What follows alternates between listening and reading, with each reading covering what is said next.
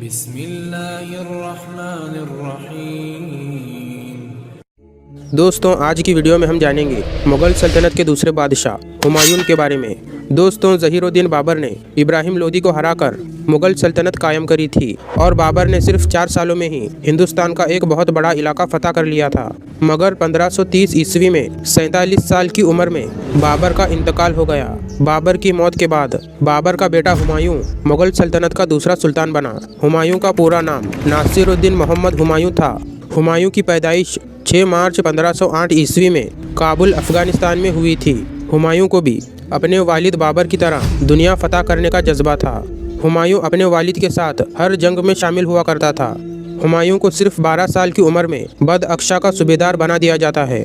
दोस्तों, बाबर के 4 बेटे थे। उनमें से सबसे बड़ा हुमायूं, फिर कामरान, फिर अस्करी और सबसे छोटा हिंदाल। हुमायूं एक बहादुर और पढ़ा लिखा बादशाह था। हुमायूं ने अपनी सल्तनत अपने तीनों भाइयों में बांट दी। कामरान को काबुल रियासत दे दी, अस्करी को कंधार और हिंदाल को अलवर रियासत दे दी गई। हुमायूं के 2 बड़े दुश्मन थे। पहला गुजरात का हुक्मरान बहादुर शाह और दूसरा बंगाल बिहार का हुक्मरान शेर शाह सूरी। इन दोनों के पास इतनी ताकत मौजूद थी कि वो मौका मिलते ही हुमायूं को ख़त्म कर सकते थे।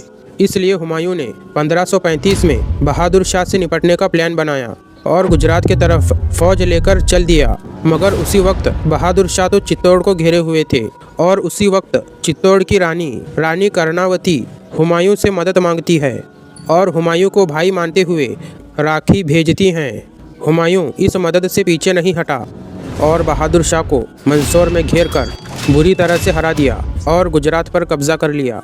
दोस्तों, बाबर ने एक बार अपने बेटे हुमायूं से कहा था कि मेरे मरने के बाद तुम अपने भाइयों से झगड़ना नहीं, सबसे मिलजुल कर रहना। हुमायूं ने अपने वालिद की इस बात को कुछ ज़्यादा ही संजीदगी से लिया था। 1532 में हुमायूं का भाई कामरान, जिसे हुमायूं ने काबुल का इलाका दिया था, उसने बगावत कर दी और हुमायूं से मांग कर दी कि पंजाब का इलाका भी मुझे दो, नहीं तो जंग के लिए तैयार हो जाओ। हुमायूं इतना दरिया दिल निकला कि पंजाब का पूरा इलाका कामरान को दे दिया। अब आता है हुमायूं के ज़िंदगी का सबसे मुश्किल वक्त, जब हुमायूं का सामना शेर शाह सूरी से होता है। दोस्तों, अगर आप शेर शाह सूरी के बारे में जानना चाहते हैं तो मैंने शेर शाह सूरी के इतिहास पर पहले से ही एक वीडियो बना रखी है, लिंक आपको डिस्क्रिप्शन में मिल जाएगा। दोस्तों, शेर शाह सूरी ने ही रुपया नाम की करेंसी सबसे पहले भारत में चलाई थी। हुमायूं ने 1532 में ये भाप लिया था कि अगर शेर शाह सूरी को नहीं रोका गया तो वो सल्तनत के लिए बहुत बड़ा खतरा बन जाएगा। इसलिए हुमायूं फौज लेकर जंग करने के लिए निकल पड़ता है। शेर शाह सूरी बहुत ही ज़्यादा होशियार थे।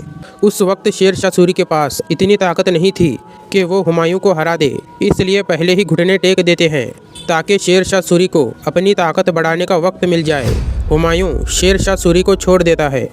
1539 आते आते शेर शाह सूरी बंगाल में अपनी ताकत को इतना मजबूत कर लेते हैं कि उसे देखकर हुमायूं की परेशानी बढ़ने लगती है। हुमायूं फिर से जोनार पहुंचता है, मगर तब तक देर हो चुकी थी। हुमायूं अब अपने फैसले पर अफसोस कर रहा था, जिसमें उसने शेर शाह सूरी को जिंदा छोड़ दिया था। दोनों फौजें जंग के लिए आमने सामने आई। दोस्तों, हुमायूं के पास बहुत सारी तोपें थी।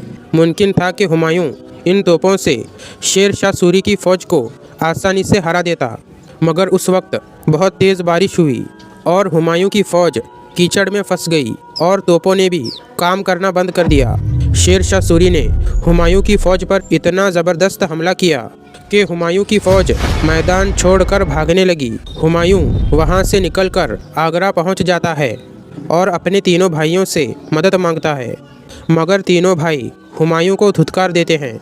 हुमायूं किसी तरह संभलता है और फ़ौज तैयार करके फिर से शेर शाह सूरी से जंग करने के लिए रवाना हो जाता है।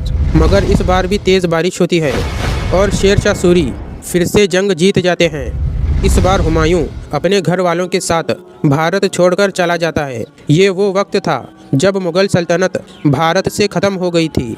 शेर शाह सूरी ने भारत पर अपनी सल्तनत कायम कर दी थी। शेर शाह सूरी ने बहुत थोड़े से वक्त के लिए ही हुकूमत की थी, मगर इसी थोड़े से वक्त में शेर शाह सूरी ने भारत देश के लिए बहुत बड़े बड़े काम कर दिए थे। शेर शाह सूरी की 1545 में मौत हो जाती है और उनकी औलादों में कोई अच्छा हुक्मरान नहीं बन पाता है। दोस्तों हुमायूं 1540 में शेर शाह सूरी से हारकर सीधे ईरान पहुंच जाता है और वहां के शिया बादशाह शाह तहमासुब से मदद मांगता है। शाह तहमासुब हुमायूं की मदद के लिए तैयार तो हो जाता है, मगर दो बड़ी शर्तें हुमायूं के सामने रखता है। पहली शर्त थी कि जो भी इलाका तुम जीतोगे वो तुम मुझे दोगे, और दूसरी शर्त तुम्हें सुन्नी से शिया बनना पड़ेगा।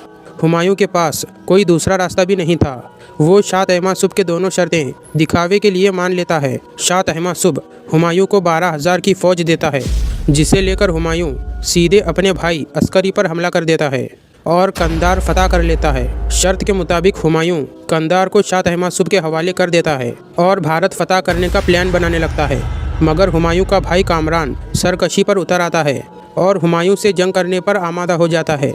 हुमायूं काबुल फतह कर लेता है। हुमायूं काबुल को फतह करने के बाद भी कामरान को माफ़ कर देता है, मगर कामरान फिर भी नहीं मानता।